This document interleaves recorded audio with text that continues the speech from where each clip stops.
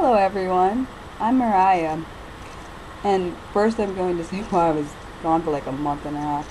I was really sick and I lost my voice, so just so you know, I didn't quit. I just couldn't record videos because I wasn't feeling well. And today's topic is gonna be helping, not coddling. And I think this is a very important topic for both kids that have special needs as well as parents that have kids with special needs. And the reason I think this is important is because it's important to not baby, but it's important to support and help a child, because the world is not going to treat them any different than a regular person, a normal person. They just see them as, especially if it's not a physical disability, they're going to see them as just a regular person. They just may think differently, kind of like me. And I don't coddle because my parents never coddled me, and I think that was a very valuable lesson I learned. Because since they didn't coddle me, I don't coddle anyone that has special needs. I treat them the same as anyone else.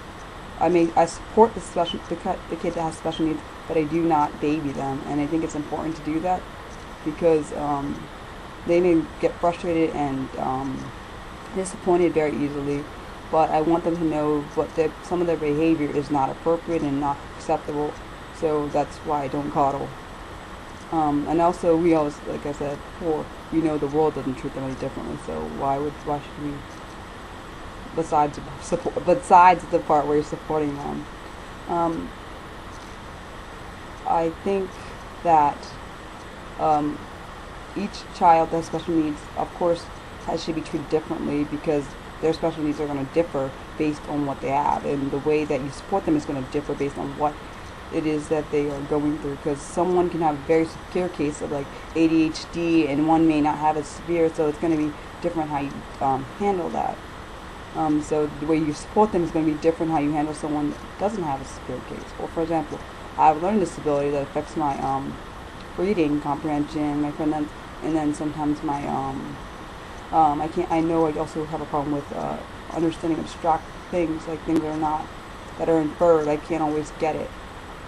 And the way I'm supported, have been supported, is I've had extra time on tests, and like maybe that's something one of your children need.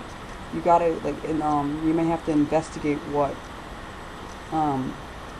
ways that they can be supported.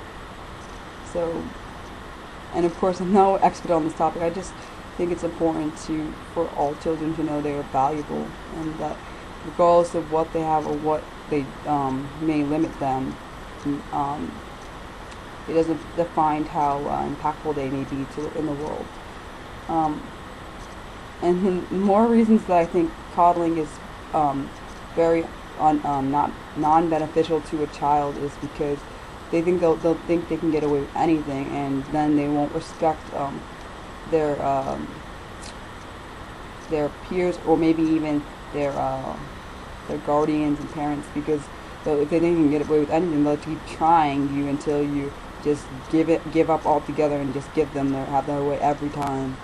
And that's not beneficial for you or the child, because in the real world that's not how it works. I can give you an example that I have is at my job. There's this one kid that we have that he likes to touch things even when you tell him not to. And you ask him, what does this say? Because there's stop signs all over the room, and there's one on our smart board. We tell him all the time, don't touch it. He just does it and then laughs. So, like I said, you need one thing that's important. Another thing that's important is structure, making sure that the behaviors that are done in one area, like for example, if it's done at home, it needs to be done at school. It needs to be modeled in both areas. Because if it's not, it causes you basically have to reteach what you just taught him. You told him not to do it. You got to keep doing it over and over every day. More examples about that's a way that babying or coddling can be non-beneficial. Another way that coddling cannot be beneficial is when a kid is having a temper tantrum. You just give them a toy or give them something good, basically saying your behavior is acceptable, and that's not okay. Like for example, if a kid is throwing a temper tantrum, you shouldn't give them just anything. You should They should get a timeout. I agree with that, but you need them to understand what you're doing is not okay. Like for example, I had on Tuesday, I had a child that thought it was okay to throw a temper tantrum and act like he didn't have any like he didn't understand have any sense because we wouldn't tie his shoe. And I said, I will tie it after you try, which I think is appropriate because I want him to learn. And he said he's not going to do it. Okay, and then I told him, I'm not tying your shoe then. That's just it. I just think it's very beneficial, like I said, to help and support a child in the areas they're struggling with, but not accept every kind of behavior they're giving you. That's all, guys. Thank you for watching. Bye.